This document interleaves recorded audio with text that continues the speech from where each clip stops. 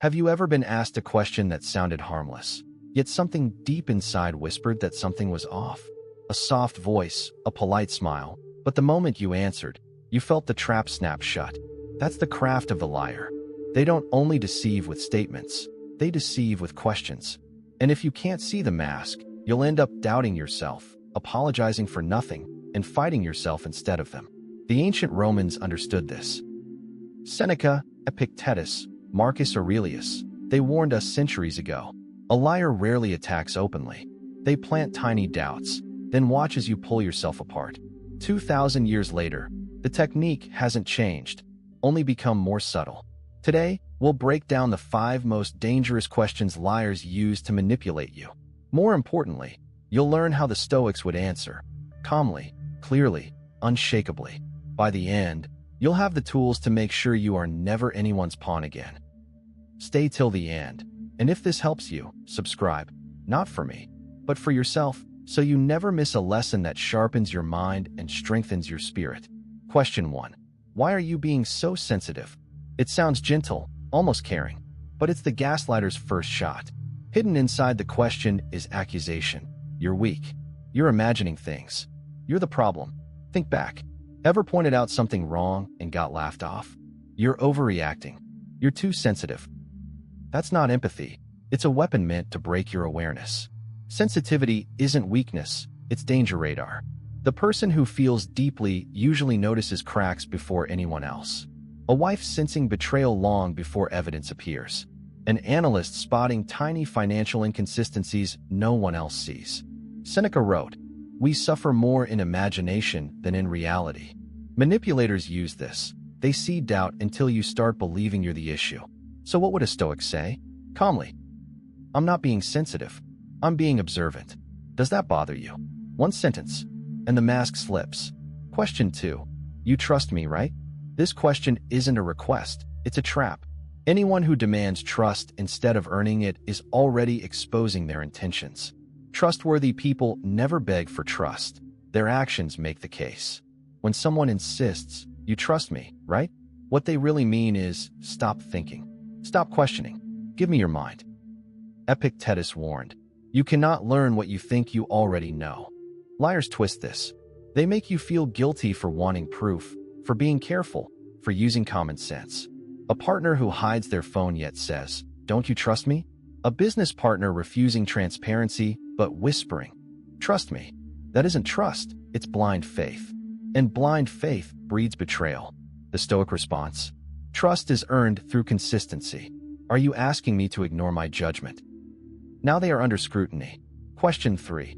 Are you accusing me of something? A brilliant tactic. You raise a concern, and instead of answers, you're suddenly on trial. The liar shifts the spotlight onto you, forcing you to defend yourself. You panic. You backtrack. No, that's not what I meant." And in that moment, your power disappears. Marcus Aurelius said, "The best answer to anger is silence." Not silence as surrender, silence as strategy. Don't rush to fill the gap. When they snap, "Are you accusing me?" Pause, breathe. Then calmly ask, "Should I be?" 3 words that cut through the performance. A guilty person will flinch, divert, or explode. An honest one won't. Question 4. Would I ever lie to you? This is guilt dressed as innocence. It's meant to make you look cruel for doubting them. But think, why would someone insist they'd never lie, unless they know they already might?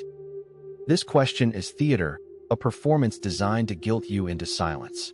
Seneca said, "If it is not true, do not say it." Honest people don't need to convince you of their honesty. Their actions speak daily. So when someone declares, "Would I ever lie to you?" answer with calm clarity. The question isn't whether you'd lie. The question is whether I'd notice if you did. The fog lifts instantly. Question 5. Can't we just move on? The liar's last move. When denial fails and guilt doesn't work, they rely on exhaustion. On the surface, "Can't we just move on?" sounds peaceful. But it's not about healing. It's about escaping accountability. Companies caught in scandals say it. Partners exposed in betrayal say it. Not because they want peace, but because they want silence. Marcus Aurelius said, "If it is not right, do not do it." He never added, "Unless it's uncomfortable." A Stoic's answer? "I'll move on when I understand what happened." Not before. Truth doesn't expire just because it's inconvenient to someone else. The Stoic shield against manipulation. Liars thrive on emotion, not logic. They guilt you, shame you, exhaust you, all to make you lose your center. But Stoicism is the antidote. Epictetus taught the ultimate freedom. Some things are in our control, others are not. Their emotions, not your responsibility. Your awareness, not a flaw. Your patience, not weakness. A Stoic doesn't react at the liar's pace. He observes. He breathes. He chooses his response with precision, like holding a steady sword in a storm. The manipulator's greatest weapon is your reaction. Take that away, and their power collapses.